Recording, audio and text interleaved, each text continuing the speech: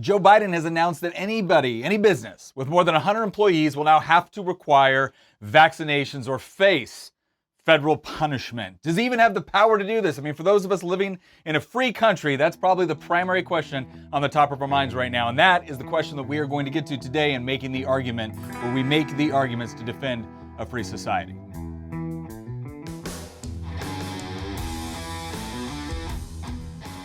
For the last couple of days, the number one constituent call I have gotten, whether it's a call, whether it's an email, whether it's running into somebody at the store, at church, or whatnot, is, oh my gosh, did you see what Joe Biden said? And can he actually do this? The second question is, if he can do it, or if he's going to do it, what can we do to stop it? And that's some of what I want to get to today. We're going to do what we always do on the show, which is we're going to go ahead and we're going to give you the left-wing argument, we're going to give you the conservative response, but then we're going to talk about some other practical things that you can do in order to push back against this sort of federal overreach. But first things first, let's go ahead and ask ourselves, what exactly is the narrative? What are the arguments being used in order to justify this sort of behavior at the federal level? Now, obviously, the most obvious argument that's been used is this is about public safety, right? Well, but a lot of things are about public safety. That doesn't mean the federal government has the authority to come down and make these sorts of pronouncements or threaten this sort of federal government action. So the question is what is the specific narrative used to buttress this argument as something that is necessary, something that is appropriate, and ultimately something that is constitutionally valid? Like, does the federal government have this kind of authority? Now, there's some people who believe that this is purely a distraction from everything that's going on within Afghanistan right now, that this is not going to hold up in court, and I certainly hope that's the case with respect to not holding up in court. But I do believe that there are many within the government, many on the left, that think that this sort of power is appropriate and that this sort of power is actually what the government was designed to do. And so let's look at some of the narratives we hear. Obviously, the first one we've heard, right? This is about public safety. And the whole reason why we have a government in the first place is to provide for things like public safety. And so this falls within that category, right? That's one narrative that's used. Another one is, if you oppose this, then you don't care about people, right? There's this kind of blatant emotional appeal that if you don't approve or you don't want to comply with something that the government is doing in order to combat COVID, it must mean that you either don't recognize COVID as a threat, or you don't care about other people, or you're more concerned about your business or your vacation or whatever else it is. And so essentially there's this moral flaw with you, which is used as the, explanatory, reason for why you're not supporting what the government's trying to do. Another argument that we've heard pretty much throughout the pandemic, but we're hearing again, is that, well, the only way we're going to get back to normal, of some kind of normalcy, is that if everyone gets the vaccine. And in order to do that, clearly, you've had the option, you've had an opportunity to do it, and as Joe Biden so eloquently would put it, you are trying his patience, right? We're trying his patience right now. Those of us that either haven't, or those people that haven't had the vaccine or don't intend to get the vaccine. So those are kind of the general narratives that we see, that this is about public safety, this is about returning to normal, this is about loving your neighbor, this is about public safety, et cetera, et cetera, et cetera, right? So what are the specific arguments being used in order to support this particular government action? And I've gone through and I've looked at how people have responded to me on this, whether it was on social media, Twitter, Facebook, et cetera, some of the news reports that you see. And there's a couple different arguments that are being used. One of the arguments is that this essentially falls, the reason why the federal government has the authority to do this, because this falls under the general welfare clause of the Constitution. So if you're familiar with the Constitution, the general welfare appears a couple of times in it, but we're most familiar when we talk about the preamble, where it's to promote the general welfare, and it's an explanation of why the federal government is being established in the first place. Here's the issue. Promote the general welfare cannot mean that the federal government gets to do whatever they think promotes the general welfare. And the reason why we know that is not what it means, the reason why we know it does not give that sort of unlimited power to the federal government, is because there would have been no reason to essentially write anything else with respect to amendments to the Constitution. There wouldn't have been a need to talk about the enumerated powers of the executive branch, the judicial branch, congressional branch, because if this was all just a question of, well, the federal government, as long as they decide it's within the general welfare of the people of the United States, therefore they can do it, right? Nobody interpreted it that way. Now, you might have some people like Alexander Hamilton argued one way about the general welfare clause in the Federalist Papers. he basically gave what I think is the correct view of it, which is to say that it was a general concept to say that when the federal government made decisions, that they should be decisions that affect the entire body politic. But it's limited within the enumerated powers that the states have delegated to the federal government. So, for instance, you see this argument sometimes too with the supremacy clause, where people say, well, if the federal government's passed a law, then states are obligated to abide by it. Well, not necessarily. The reason why we have enumerated powers is to restrict the authority of the federal government, right? It's to set boundaries for where the federal government can act and where the federal government is not supposed to act. It's also why we have a 9th and 10th Amendment to the Constitution. 9th Amendment was in order to make sure that everyone understood that simply because a right might have been discussed in the Bill of Rights or somewhere else didn't mean that those were the only rights that the people had. And then the 10th Amendment was once again explaining that anything not expressly delegated to the federal government belonged to the states or the people. Okay, but now we have this kind of more progressive interpretation of the general welfare clause, which is to say, and I see this from people on the left all the time on social media. The moment someone says, where exactly in the Constitution does it give the federal government authority to do something, you immediately run to, oh, it's the general welfare clause. Again, that cannot be true. You didn't have any founders arguing for that. In fact, the anti-federalists were concerned about the general welfare clause in the Constitution because they thought it would be manipulated.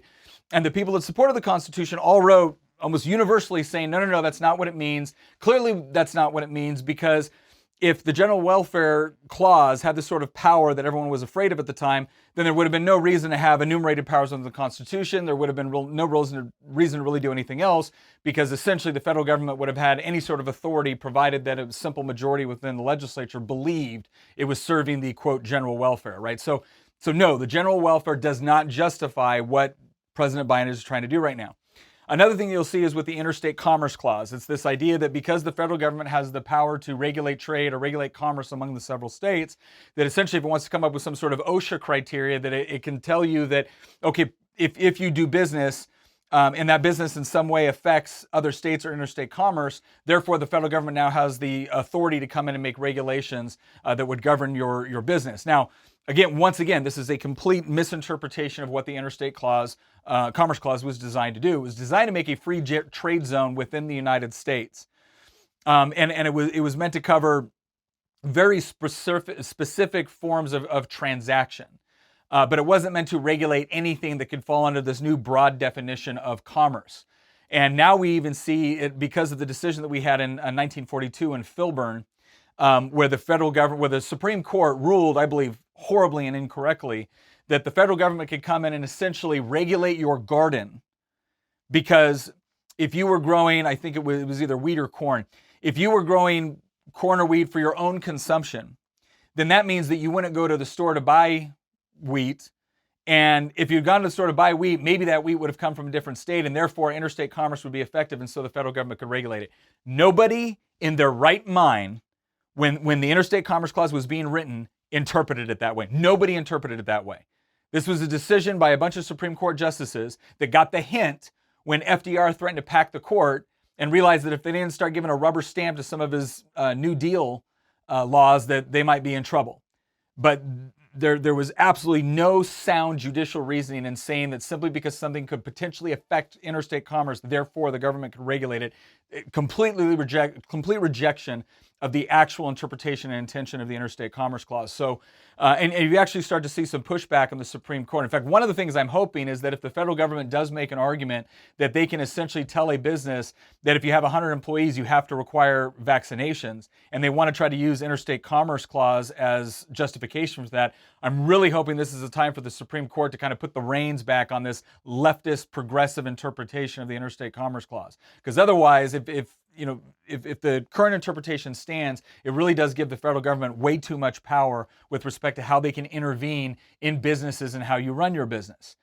Because it used to be, at the very least, if you were concerned about falling under federal regulations or federal laws, you could do business exclusively within your state, and now you're not affecting interstate commerce in any way, shape, or form. Well, again, because of ridiculous decisions like Filburn, the federal government can come in and say, even if you have your business, and even if it's within the borders of a particular state, even if you do all your commerce within the borders of a particular state, because you doing your commerce within that state in some way, second or third order effects other commerce which could be interstate, therefore they can regulate you. Again, there's no end to that, right? That's a bottomless hole with respect to the reasoning that the court used. So I'm hoping that the Supreme Court will use this as an opportunity, if the federal government argues along lines of interstate commerce, that they can regulate. I'm hoping that the Supreme Court will use this as an opportunity to kind of rein that back in, because it's been a huge problem. All right, and this leads us to the last major argument that I've heard, that says that the federal government has the ability to do this, or the government in general has the ability to do this.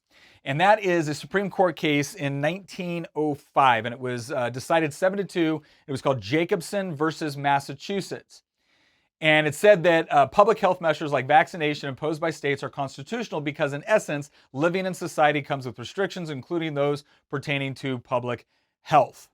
Right, and so that was the argument that the Supreme Court made in Jacobson in a 7-2 decision. And that was all spurned on because you had a client, Jacobson came and basically was pushing back against mandates that the Massachusetts government was making, because him and his family actually had bad reactions to the vaccine. And so they didn't want to take it. And the Supreme Court ruled in that particular case that the government had the ability or the power to be able to impose this. Now, here's what's interesting. You fast forward to the Bell decision, which had to do with eugenics and forced sterilization. And it was Oliver Wendell Holmes Jr. or Oliver Wendell Holmes who wrote the argument, the opinion, essentially using Jacobson versus Massachusetts to say that which extends to vaccines for public health can also extend to the fallopian tubes. And he ended it with saying 3 generations of imbeciles is enough. So literally in this country, there were thousands upon thousands of people that were subjected to forced sterilization because public health experts had determined for them to procreate and to have children was bad for society overall. And so they could do that invasive process and prevent them from ever having children. All right. So Jacobson versus Massachusetts was used. The reasoning that was used in Jacobson was then reapplied in Buck versus Bell in 1927. And so the point I want to make here is that as we're engaging in this sort of argumentation, we need to be prepared to combat each one of these arguments, right? So let's kind of go through everything we talked about before. The General Welfare Clause does not provide this sort of justification to the federal government.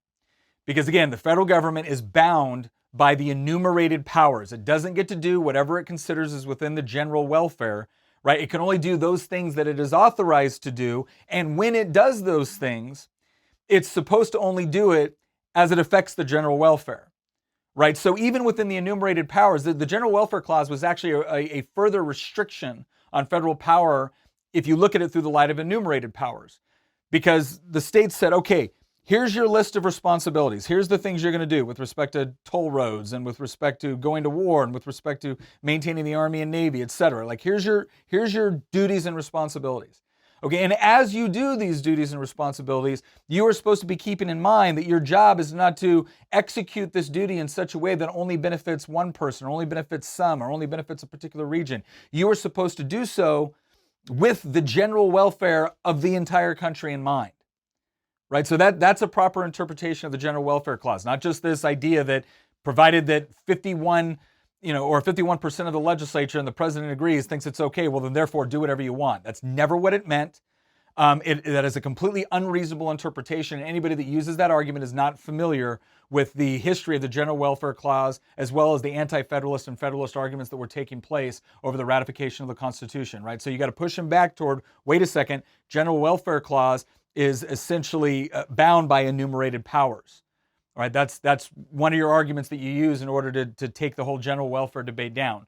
And again, if you want to reverse that on them, you say, oh, okay, great. So if Republicans were in control and Donald Trump was president, and he decided, he wanted to do something that you didn't like, or let's say he decided that, we're just going to, we're going to completely get rid of funding for something that you approve of. And he said, well, I think it's in the general welfare. Or let's say he said, you know what, all federal employees are going to be required to sleep at Trump hotels whenever they travel. And he said, well, I figure that's within the general welfare. No, you wouldn't like that, right? You wouldn't like that because, again, it was there to restrict federal power, not to let them do whatever they want. Okay. Interstate Commerce Clause. Okay, again, this is not a blanket grant of power to the federal government to be able to regulate any sort of commerce which goes on within the United States. It was written under very narrow terms with the intention of setting up a free trade zone within the United States. The definition of commerce has been broadened significantly by the court over time. The most ridiculous decision was probably Filburn in 1942, where the federal government, or where the Supreme Court literally decided the federal government could regulate your own garden because it would have an adverse effect on interstate commerce, or potentially could. Okay, and since then, the Supreme Court has tried to rein that in. Hopefully what this is going to be is an opportunity, again, for the Supreme Court to get us back to more of a traditional understanding of interstate commerce, so businesses and states do have more freedom with respect to how they conduct themselves. And then finally, the Buck versus Bell juxtaposition with Jacobson versus Massachusetts. So again, one of the big arguments that you're going to see from the left is Jacobson in 1905 decided that the governments could mandate vaccines, right, and as part of being public safety. And then again, a part of you can look at that and say, okay, I kind of get it, but isn't this a bridge too far? Can't this be used for ill? And we saw right there, Buck v. Bell in 1927, where the same reasoning that was used in that court decision was then used to compel people to engage in forced sterilization, like thousands upon thousands of Americans. This was not just a one-off in a state somewhere. This was all across the country, where the Supreme Court has essentially said that because public health experts and sociologists had decided that this was a good course of action, that therefore it could be mandated by government, right? So that's the problem that we're in right now. And the overall question here is I think it's complex. I get it, because when you are talking about something that can easily spread and affect other people just by people going about their daily business, there is reasonable concern, and there's a reasonable desire to be able to want to combat that. The best question is, how do you do that? And I think vaccines can be a marvel of medicine. I think vaccines have done, most vaccines have done wonderful things. There's been some that have done some bad things. There's been people that have had bad reactions to it. And one of the problems that we have is, again, whenever we're talking about something so personal as health concerns of that nature, especially when we're talking about something where when you get a vaccine and it protects you, and then it contributes to the overall herd immunity. All right, the idea that you would then compel by force others to take the vaccine simply under the guise that, well, the government has a responsibility to encourage public health, therefore we can force you to do X, Y, or Z. That's a very dangerous proposition. We've already seen within our own country's history how that dangerous proposition with no limiting principle, okay, that's a very important thing, a limiting principle, an idea of, okay, you might accept this up to a point, but what's the principle in which we stop it? And typically one of the areas where we've stopped the federal government or the government in general is when the government attempts to come in and violate the sanctity of our person, right? We understand when the government comes in to protect another person from wrongdoing, right? Someone tries to kill you, someone tries to steal from you, someone hurts you. We understand the role for the government right there to provide protection and to provide justice and to adjudicate the dispute, all right? But we're very, very, historically in this country, we grate against this idea that the government is going to come in and micromanage very, very personal decisions with respect to our lives. And so the fact that there was little to no limiting principle on Jacobson versus Massachusetts led to problems in Buck versus Bell, and now we're seeing it lead to more problems as we're trying to figure out what authorities does the government actually have. So this all leads me to the final segment that we're going to answer some of the most common questions that I've received lately on how do you fight against this. Okay, so first things first. When somebody is asking for your vote, because obviously these decisions are being made by elected representatives.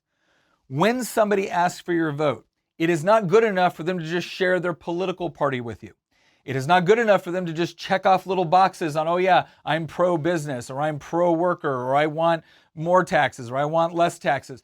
We really have, as an electorate, we really have to go beyond the superficial responses that a lot of our politicians give us in order to get into the heart of why do they believe what they believe. So if you want less taxes, why?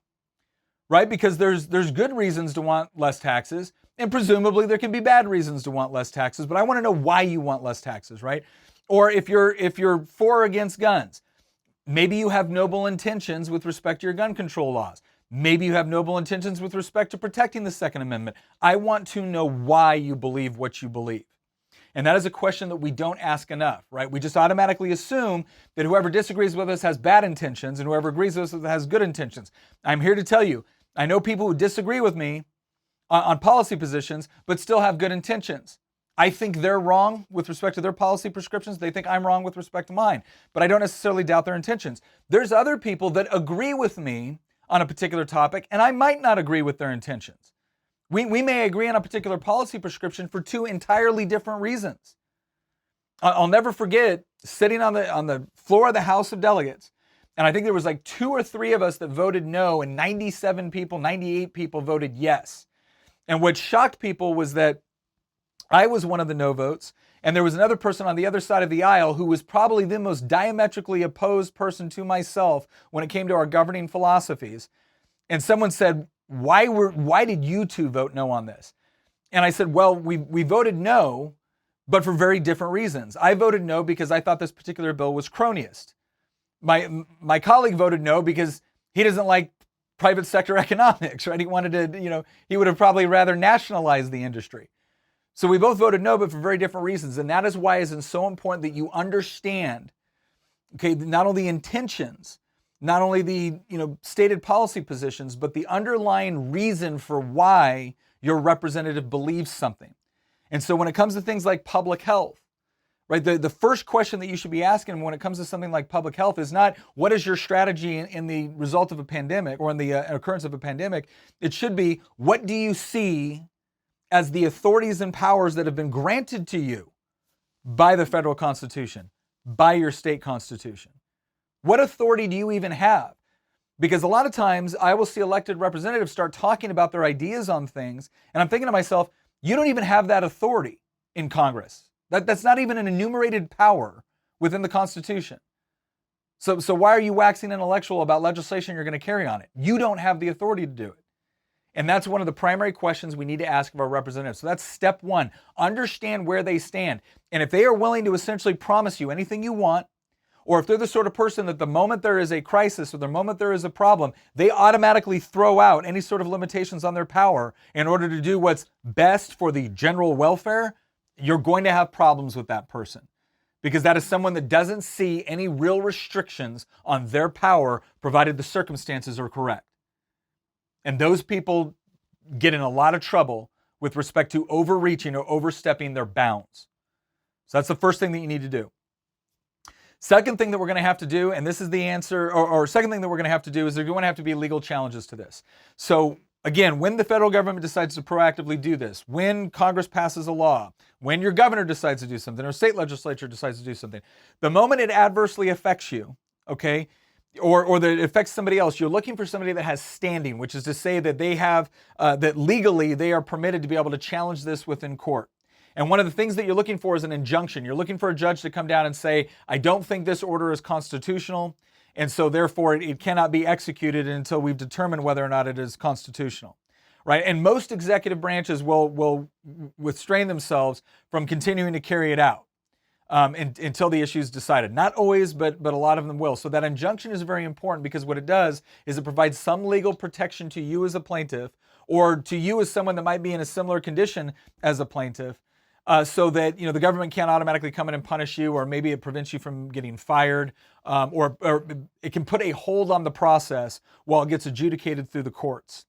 Okay, and if you don't get that injunction, a lot of times, even if a later court comes back and says, "Hey, yeah, you weren't authorized to fire these people because you went beyond your constitutional powers," again, that might be good in the end, but it might not do you a lot of good in the interim. All right, so you want that judicial injunction, which can at times either slow down or halt the process until it's been fully adjudicated within the court system.